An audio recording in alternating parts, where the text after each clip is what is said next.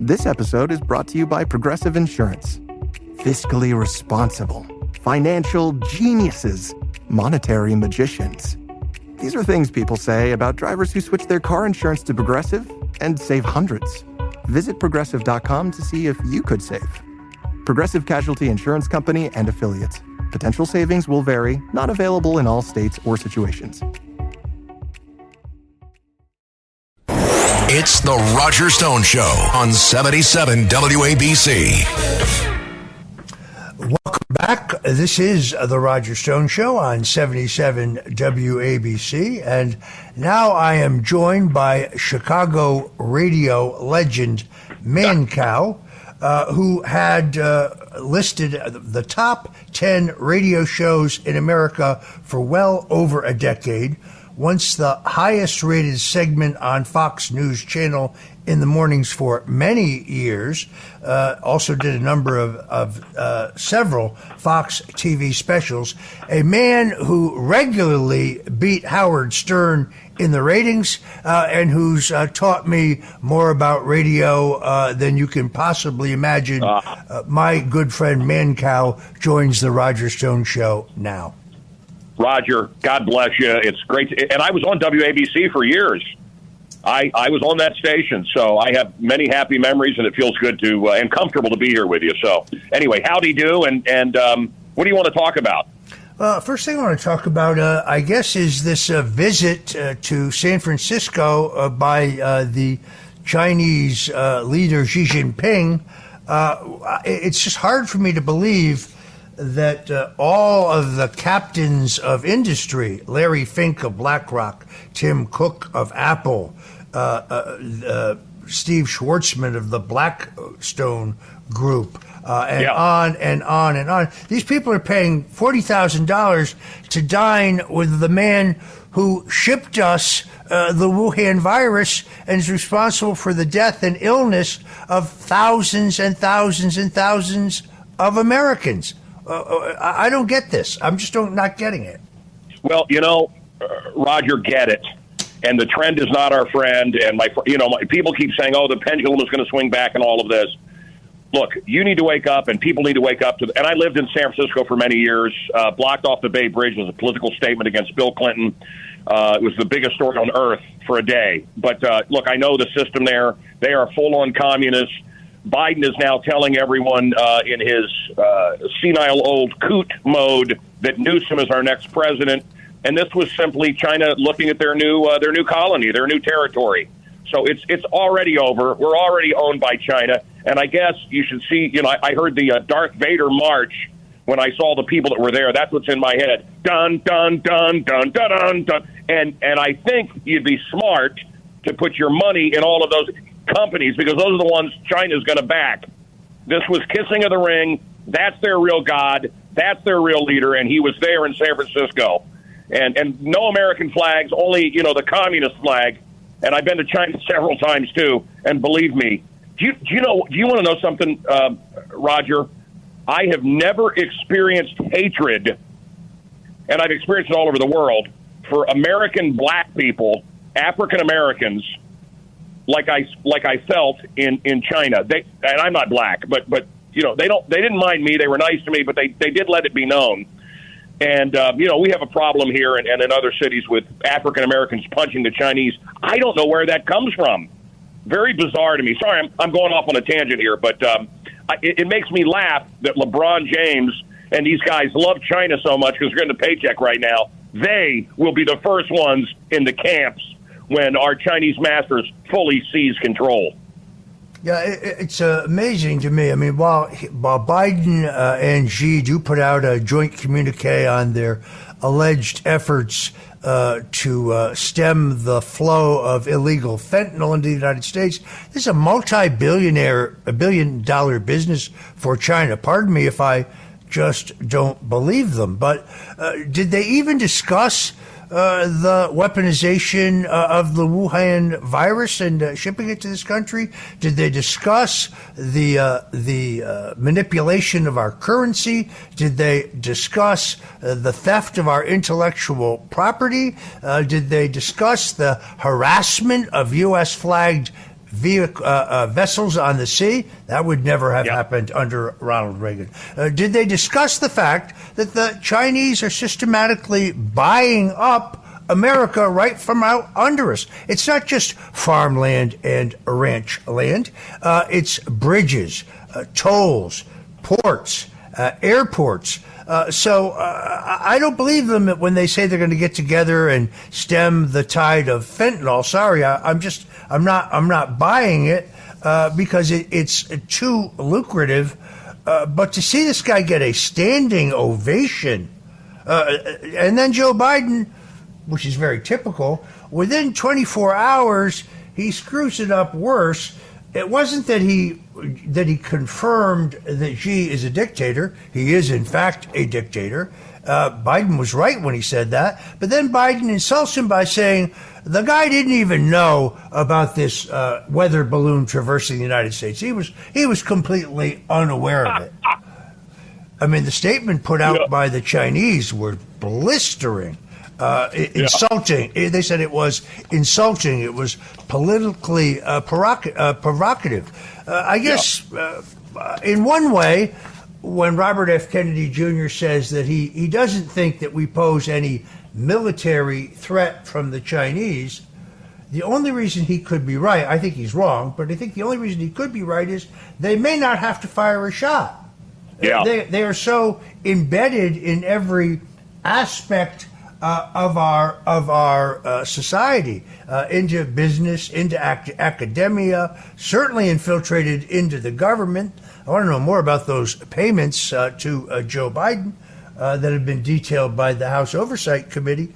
I think we're going to wake up one morning and they will be in control. Roger, do you realize you just did about 20 other WABC shows in about 5 minutes? You covered a lot of ground. Look, the university near me, it costs over $100,000 unless you're Chinese. It looks like Little China. It's called Northwestern. It's where Charlton Heston went and other greats. Great university. Look, the universities, we know what they're turning out. We know that their Bible is not our Bible. Their Bible is Sun Tzu's The Art of War. They talk about getting people fighting. You get your enemies fighting, so you weaken them. That's what they're doing with us everywhere, including Ukraine. The Chinese are this is all their playbook. And if you read their playbook, you can see what they're doing. And by the way, we plan every 4 years an election, the pageantry, the fakeness of it all, the kabuki show. They plan for hundreds of years in advance. And their plans are you and me dead, our guns confiscated, and this is going to be their farmland. So, look, it's already begun. We've been sold out by our media. The TikTok videos have turned our kids into good little communists. The TikTok videos have got them rooting for Hamas on the college campuses. My daughter is in Madison, Wisconsin, great college, go Badgers. And her Jewish roommate was terrified by these protesters screaming for the death of Jewish folks. I mean, this is from China. This is, where are they getting this? China. And Trump was right. China. I have about 100 questions for you, man. All right, fire away. Okay. Well, look, you're the greatest on earth with campaigns. I flirted. It's a long story, and it's a book. How I got pushed out, but all polls showed that I would win as governor in Illinois recently, and I wonder if someone came to you. You're my friend. If someone came to you and they were willing to pay you, would you set about destroying me? No, I'm at the point in my life where I would only help candidates I like or work against candidates I don't like. There was a day when economically, when I was much younger, I had to take whatever business came in the door to the extent possible. I never supported anybody who was anti-Western or anti-American, but I was one of those who urged you to look hard at running for governor of Illinois as an independent. You briefly got in the race, but I think you found that the system is so stacked against independents. Robert F. Kennedy Jr. is about to find this out the hard way. Just getting your name on the ballot. That's nationally, that's a $21 million endeavor. It's arcane, it's difficult, It's labor intensive. You don't just walk into the registrar of voters and sign a form and give them $300. That's not how it works. So you have to file petitions of voters with very specificity. So you have to have, for example, in some states, 20% of the people who voted in the last presidential election, but at least you have to have a number of them in at least a majority of the congressional districts in the state have to have a minimum in each district. This is because the election ballot access laws are written by Republicans and Democrats working together to make it as difficult as humanly possible for either inter-party competition or a challenge to the two-party system. And I think you found that in your race. Well, I found out that a lot of it is it's just filthy and it's fixed, and I don't even believe it, and I don't believe in any of it anymore. And it's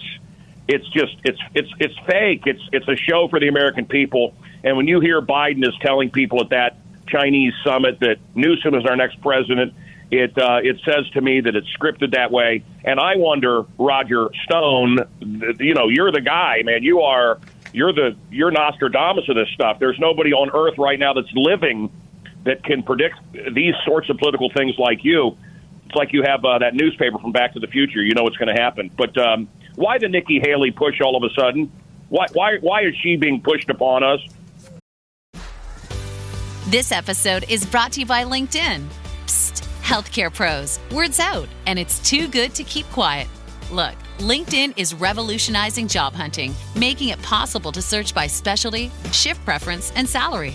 Endless scrolling is out. Whether it's a mental health therapist or dental hygienist, finding the perfect role is faster and easier than ever. Head to linkedin.com/healthcare and start your search today. Every idea starts with a problem. Warby Parker's was simple. Glasses are too expensive. So they set out to change that. By designing glasses in-house and selling directly to customers, they're able to offer prescription eyewear that's expertly crafted and unexpectedly affordable. Warby Parker glasses are made from premium materials like impact-resistant polycarbonate and custom acetate. And they start at just $95, including prescription lenses. Get glasses made from the good stuff. Stop by a Warby Parker store near you. Last week was our first playoff game, and my plaque psoriasis was so itchy under all my gear. Sometimes just thinking about scratching could take me out of the moment. And then my doctor told me I could get clearer skin with a pill called Otezla. Otezla apremilast is a prescription medicine used to treat adult patients with plaque psoriasis for whom phototherapy or systemic therapy is appropriate. Otezla can help you get clearer skin after just 4 months. Okay, ready for the next game. Talking to my doctor about a pill was a total game changer. Don't use Otezla if you're allergic to it. Get medical help right away if you have trouble breathing or swallowing, swelling of the face, lips, tongue, throat, or arms. Severe diarrhea, nausea or vomiting, depression, suicidal thoughts, or weight loss can happen. Tell your doctor if any of these occur and if you have a history of depression or suicidal thoughts. Live in the moment. Ask your doctor about Otezla. Call 1-844-4-OTEZLA or visit Otezla.com for prescribing info about cost, and more. She is the new neocon standard bearer. She is. I talked about this earlier in the show. She doesn't think that anyone should be anonymous on the internet. So they want to be able to track everything you say, losing sight of the fact that Hamilton, Jefferson, John Jay, Madison, Thomas Paine, all of these founding fathers, these guys all wrote anonymously. Some of the most important documents, like the Federalist Papers. But they want to be able to target you. So everybody who would be on the internet, we need to know your full legal name and where you live. First of all, I think it's unconstitutional. Secondarily, I think it's anti-democratic. And thirdly, I think it's actually dangerous. She says otherwise, it's a security risk. No, I don't see it that way. Look, she is Dick Cheney in heels. I mean, I think Vivek Ramaswamy hit that one right out of the park. She never saw a foreign war she didn't like. She's gotten a huge influx of financing now for her campaign because she is emerging as the never Trump candidate, as the war at any cost candidate. I think it's a loser within the Trump-dominated Republican Party. We're not isolationists, but what we have in the Republican Party today is a non-interventionist majority. And I think to a certain extent this even applies to the situation in the Middle East. We are $13 trillion in debt. Israel has a $3 billion surplus. We give Israel an enormous amount of money in military aid every year, billions and billions and billions of dollars. It's hard for me to understand what else, other than our moral support and our diplomatic support, that they need. I'm for Israel in this conflict. Don't make any mistake about it. But at the same time, just reading this just now, Joe Biden is on both sides of the conflict. He is loosening up another $100 billion for Iran. I just read this in the Wall Street Journal seconds ago. So how can you be on both sides of the war and expect to ever get peace? And it seems to me that the naivete here is that they seem to think you can trust or negotiate with people who you can't trust. We loosened up $6 billion. We unfroze $6 billion worth of assets before, based on a promise that would be used for humanitarian aid. Almost immediately, Hamas attacked Israel. Now we're going to give them another $100 billion. What do we think they're going to do with that money? Yeah, well, I think we know. And and our tax dollars at work. Do you know what the number one thing? This is from probably one of my great sources on earth. Do you know what the number one thing left at the border is, Roger, between here and Mexico? The number one thing left at the border? Shoot.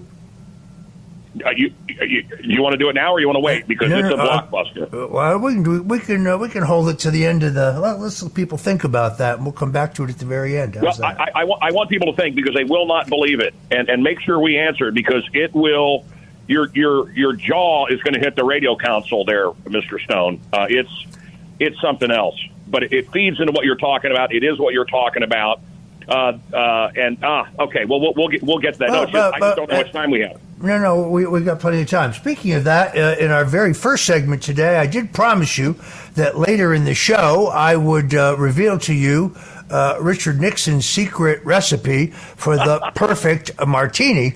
And now we finally have time to get to it. Mancow and I have made and enjoyed this martini, so it's the perfect place to do it. And it's very simple. You take a jar of olives, you drain the juice, you fill it with water, you shake it up, you drain the water, you fill it with dry, not sweet, but dry vermouth. You put it in the refrigerator to chill. You've already taken 2 martini glasses, you've splashed with water, you put them in the freezer to chill. Now you take your cocktail shaker, which could be a silver or aluminum, and you fill it with a combination of cubed ice and cracked ice, and you cover that with, in my case, a vodka. The gin purists argue you should never shake gin in a shaker with ice because it bruises the gin. They argue you need to use a pitcher and a stirrer, and that's the way you make a gin martini. I don't drink gin, so I couldn't say. But in this case, Nixon liked vodka martini, so we'll go with it. You cover the ice with vodka, and now you shake extraordinarily vigorously. I mean, so vigorously that if the cold of the shaker is not kind of burning your hand, you haven't done it enough. And now you remove your chilled glass from the refrigerator. You pour in your martini concoction, sans the ice. But if there are not tiny shards of ice on the surface of the martini, well, Nixon would say that you screwed it up. Now you go to the jar of olives where you have marinated them in vermouth, and you drop in 1 or 2 olives. There it is, promised earlier. That is the silver bullet That is the greatest martini you will ever have. And when I told President Nixon, wow, this is a great martini, he said, yeah, I got the recipe from Winston Churchill. Wow. And I remember once we drank that and I toasted your back where you have a portrait of Richard Nixon. Yeah, I've been thinking, Mancow, I'm going to be honest with you, I've been thinking seriously about adding Reagan, Goldwater, and Trump for kind of a Mount Rushmore effect. Yeah. But if I do that, I'm going to need several of those martinis because believe me, it will hurt like hell.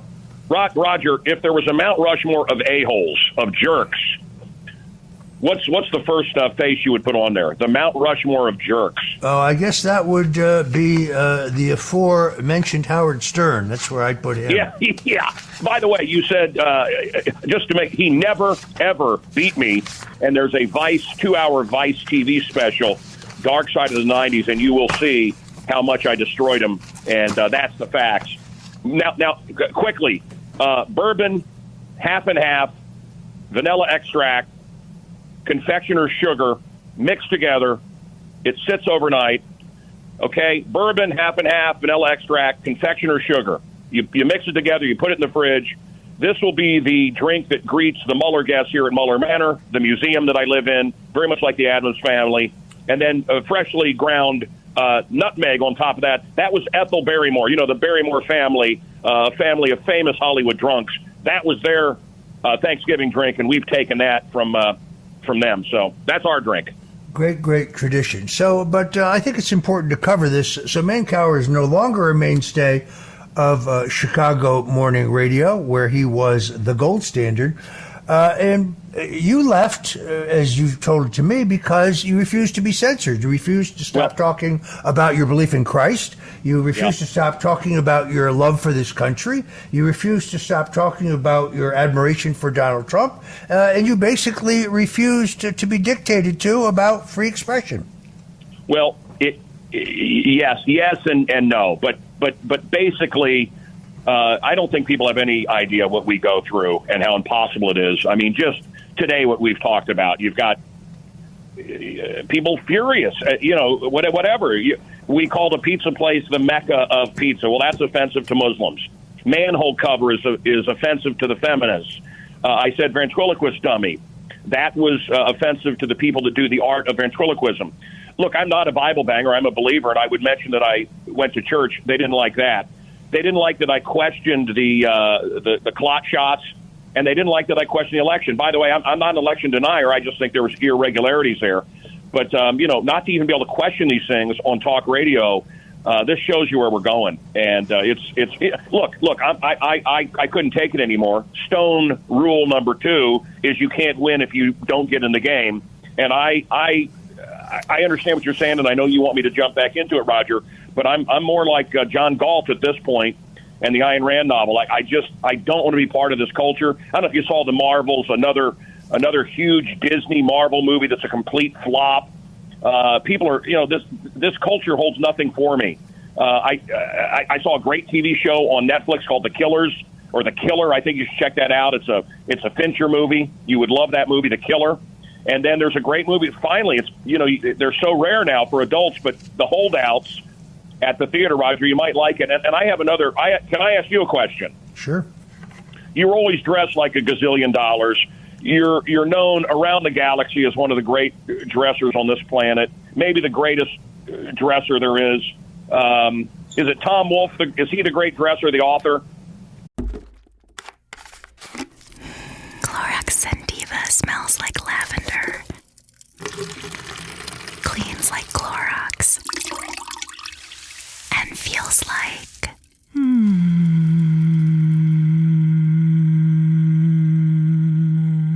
All right, that could go on for a while. Experience the long-lasting freshness of Clorox Sentiva. Available in Clorox Sentiva Lavender Scented Bleach. Use as directed. Running a business comes with a lot of what-ifs. But luckily, there's a simple answer to them. Shopify. It's the commerce platform behind millions of businesses, including Thrive Cosmetics and Momofuku, and it'll help you with everything you need. From website design and marketing to boosting sales and expanding operations, Shopify can get the job done and make your dream a reality. Turn those what ifs into... Sign up for your $1 per month trial at shopify.com/special offer. Hey guys, have you heard of Goldbelly? It's this amazing site where they ship the most iconic famous foods from restaurants across the country, anywhere, nationwide. I've never found a more perfect gift than food. They ship Chicago deep dish pizza, New York bagels, Maine lobster rolls, and even Ina Garten's famous cakes. So if you're looking for a gift for the food lover in your life, head to goldbelly.com and get 20% off your first order with promo code GIFT. Home means something different to everyone. But with Rocket Mortgage, home can mean even more. It can mean a college education, taming your high-interest debt, even a renovation. We've made it easier than ever to use your home equity. That home you worked so hard for, now it can work hard for you. Call 800-4ROCKET or visit rocket.com to find out more. Rocket Mortgage, LLC, licensed in all 50 states. NMLSconsumeraccess.org, number 3030. I would actually argue not. Tom Wolfe, I think, crossed the Rubicon into costume. In other words, you don't ever want to be viewed as wearing a costume. Now, I had a great opportunity to meet Tom Wolfe. We talked extensively about tailoring, but his detachable starch high collar, that's Victorian. That lopes into costume. Yeah. It worked for him, but I don't think it would work for me. I'll tell you what's getting harder and harder and harder. And that is every New Year's Day, I produce this will be my 15th annual International Best and Worst Dressed Men's and Women's list. This is getting harder and harder and harder. It's hard. It's easy to find people who dress like bums. That's easy. He will lead the pack, to say the least. And you can always find, say, Larry Kudlow, who's right here on WABC, or Greg Kelly, also here at WABC. Ironic, two of the very best dressed men in the country, perhaps in the world, right here on 77 WABC. But beyond that, it gets really, really difficult to compile this list because people don't care. Gentlemen, particularly, don't care. I mean, the rule here is very simple. Dress appropriately for the activity in which you are about to engage. If you're going to the gym, then dress in gym clothes. If you're going to a dinner in a nice restaurant, wear a jacket and tie. I wear a suit and tie to church. I'm like the only person who does. There's a few others, other than the pastor himself, but very few do. Now, maybe because it's Florida, I don't know. But I think look good, feel good. You have to dress the part. If all the world is a stage, well then, I guess in a certain sense, you should be in the proper costume in that sense. Roger, but you didn't hear my question. Well, I heard it, but like a politician, I ignored it. Go ahead. No. You didn't. Where I was going with this is I can't imagine you, because you're always dressed. By the way, it's a shame that three of the best dressed people in America are on radio. It kind of loses its. But do you ever eat fast food? I can't see Roger Stone, as dapper as you are, sitting at a Taco Bell. Do you eat? Is that something you would do? No, I've not been in a McDonald's in 25 years, probably longer. Yeah. Well, that's probably why you're still alive. You're still healthy. Taco Bell, no, I'm not. It's all salt is the real problem. Salt's not good for you. So Russia wants to ban America's LGBTQ, whatever. I don't know the letters now, but whatever, the movement. And at the same time here in America, asexuals want to be part of the flag. So people that have no interest in sex want to be part of the LGBTQ community, which to me is insanity. It's like the gay folks out marching for the Palestinians that want them dead, or, cows out marching for Sizzler Steakhouse, or, something like that. Chris Christie for salads. It just is madness. Asexuals. I don't know where I'm going with this, Roger, other than there's something else I can't understand. I can't understand. Well, look, when the next 007 movie has James Bond or 007, and he's not an Englishman, where are we going with this? Yeah. Hey, I have a story. I'm part of the Ian Fleming Society.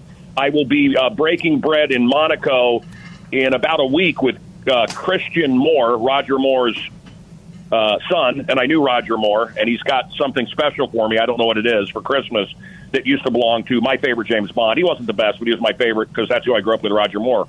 But I spoke with an ambassador, and this is my hand on the Bible, and he was in charge of media and worked with the Queen from the palace. Very long story, but quickly, he heard the Queen call the Broccoli family and say, please don't make it an African-American woman. And that's what was going to happen after Daniel Craig. That woman that's in those movies was going to be the next James Bond, a black woman. And the Queen argued, please, this is, a treasure to us. This is important to us. This is our image. And it's it's an Englishman. I don't think color matters, but, it's not. James Bond certainly isn't a woman. But this is the madness. And then Linda Carter, Wonder Woman, was saying, I think a man would make a great Wonder Woman. I mean, we're circling the drain. This is madness. Britney Spears' book is the number one book on earth. I mean, wow. Hey, and Larry Elder's got a good book out. I wanted to mention that. My friend Larry Elder has a good book out. I know you like Larry. RFK, no comment, Roger. He's said nothing about the Middle East. People can't get him to talk, from what I understand. Why? And Obama, of course, on the side of I think Islam, as always. But because to me, I spent personal time with Obama. To me, in my opinion, that's his background, and I think a lot of Jewish folks are waking up to Obama was not their friend. But I don't know. Have you heard anything about RFK unwilling to say anything about what happened in Israel? I haven't seen anything from him. I mentioned earlier in the show that his insistence that China is not a military threat to the United States is something I strongly disagree with. I really think he is being naive. That's madness. Being naive. Now, you are probably the world's #1 rock and roll fan. Yep. You are a great aficionado of the Moody Blues.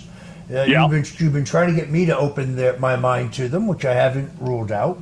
I learned from Lee Atwater many years ago. I only liked traditional R&B. I listened almost exclusively to Wilson Pickett and James Brown and O.V. Wright and Solomon Burke and Sam Cooke.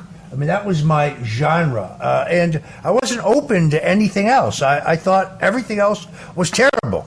I thought Elvis was good, but that's because Elvis was a white guy singing, black music, gospel music, and so on. The Beatles, the Stones, they covered mostly R&B songs that were originally made by black artists. So I kind of like them.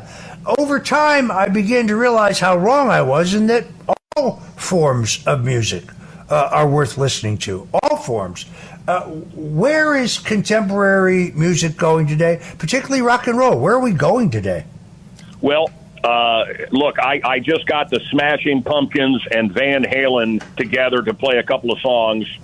My friend Billy, that's a long story, but just incredible stuff is going on. But, these stadium fillers, the rock and rollers, they're dying out. So you got to go see them when you can. I am going to be with the Moody Blues in Monaco coming up for 10 days. I love those guys. I helped get them into the Rock and Roll Hall of Fame. And if you haven't listened to the Moody Blues, Days of Future Past or A Question of Balance is the way to go. I'm friendly with Smokey Robinson. We went to the Derby together. To me, he is a god, small G. I can't imagine, I can't conceive of what has happened to that Motown sound, what it has become. So offensive, so sexist, so racist, so violent in many cases. It's unbelievable. But that Motown era, what was, I think, the best music that America's ever produced. So you're right. And yes, the Stones came to Chicago, and they had one goal. They came to America and then Chicago, but their #1 goal was to meet Muddy Waters. And they couldn't find him, and he was painting the ceiling of the studio here in Chicago to make extra money. That's how broke he was. So, these guys took a lot of blues out of Chicago, the Stones, and got rich. And But they have a great love for the music as well. Solomon Burke, wow, where'd you pull that one out? What a great one. So much great music. Everybody needs somebody to love. All right, Mancow, unfortunately, we are out of time. I want to thank you for joining us today on the Roger Stone Show here at 77 WABC. This is the Roger Stone Show on 77 WABC.